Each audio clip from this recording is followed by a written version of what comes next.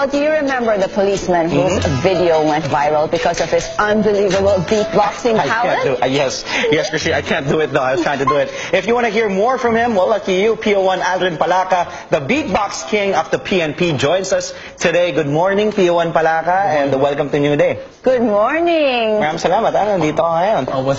I know. So how long, gaano katagal ka na ba nakaka-beatbox? Matagal? I've been doing so for 8 years now. Mga 8 years. Paano nagsimula yun? Like, tinry mo lang? Ba't mo naisip na mag-beatbox ako? May nakita po akong nagbi-beatbox na lalaki when I was in Manila. And dun ako nagka-idea kung ano ba, kung paano mag-beatbox. Tapos, pinractice ko lang ng pinractice everyday. At yun, nasanay, nakapagsali ng mga contest, nanalo. Oh, nanalo ka ba? Ano yung mga contest? Nanalo ka na ba?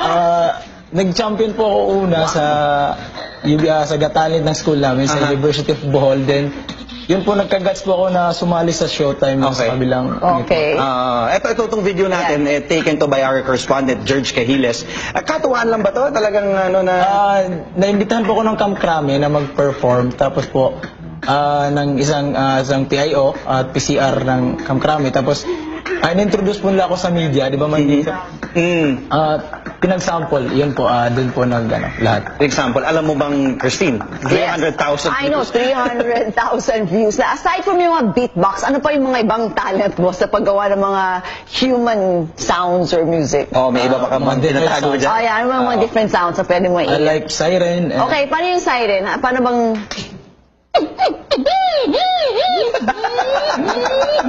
Hindi mo na kailangan mag-siren sa kotse. Sumakay ka na lang sa kotse ko. Sige, kunyari siren. Kunyari, may sunog! Kaya mo yan? Ano pa? Ano pa yung mga ibang sounds mo? May helicopter. Okay, may helicopter.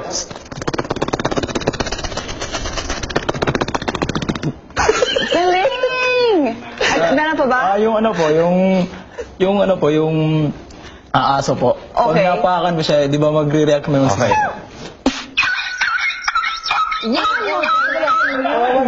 Oo naman. Pero ano naman yung reaction mo nung nalaman mo na maraming viewers ang nanonood? Siyempre po, tuwan-tuwa po kasi di ba nag-viral po yung di ko po inaasahan na dadami po yung views. Yan po. May mga ba sa'yo? Tumatawag na sa'yo? Meron po, sabi yung children's party, mga yung mga kasamahan ko sa tropa sa Bohol, yun sa kampo namin. Sabi nila, sikat ka na, ganun. Talagang sikat ka na at di ka namin paalisin dito hanggat di ka mag-perform. Kailangan mag-perform ka pa. Lahat ng mga kaya mong effects. Isa mang beatbox. May effect ka bang gusto din sa ba? Ano pa yung mga iba? Kasi may siren ka na, tapos may helicopter, may aso. New Year, yung mga paputok. Yung puto, sir. Yung nagtitinda mo ng puto. Sige, okay. Paano mo naman na-discover na may talent ka ng ganyan? Practice lang po talaga. May nakita ka Andiyan lang? po sa YouTube, lahat po yung mga nagbi-beatbox na sa YouTube.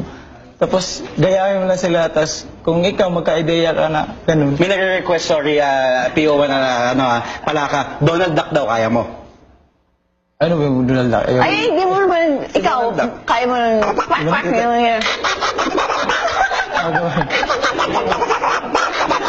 Ayan na. Nagkakaintindihan kami. Okay, sige. Bago ka umalis, mag-sample ka muna. Ito po si PO1 Aldrin Palaca, the beatbox king. Bago mag-sample, magpasalamat sa... Sure. Pinapasalamatan ko po lahat. Yung una-una sa ating Chief PNP na si Police Director General Ronald Bato de la Rosa at sa Director ng PCR ng Crame, si Police Chief Superintendent Gilbert Cruz at sa Battalion Commander ng RPSB 7, Police Senior Superintendent Arnel Amorlibed at sa Company Commander ng Katagbakan Lone Bohol, Second Maneuver Company, Police Senior Inspector Francis Rins Talusig. Maraming salamat. Okay, PO1 Aldrin Palaca, pwede bang sumama si Christine sa'yo? Do it. Kay Christine ko ako. Okay, 1, 2, 3, PO1 Aldrin Palaca, the beatbox king of the PNP. Here we go.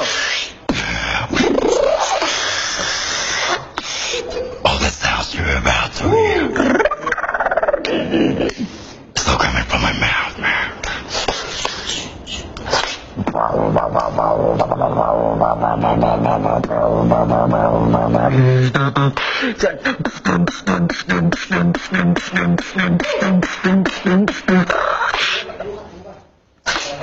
Like the bass drum.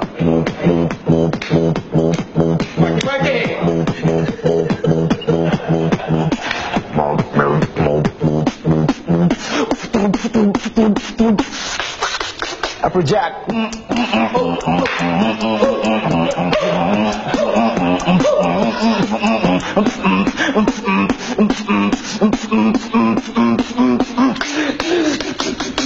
Electronic dance music jam.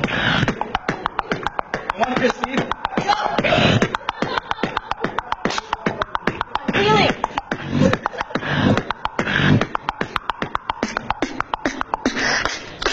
Para po sa mga Bisaya.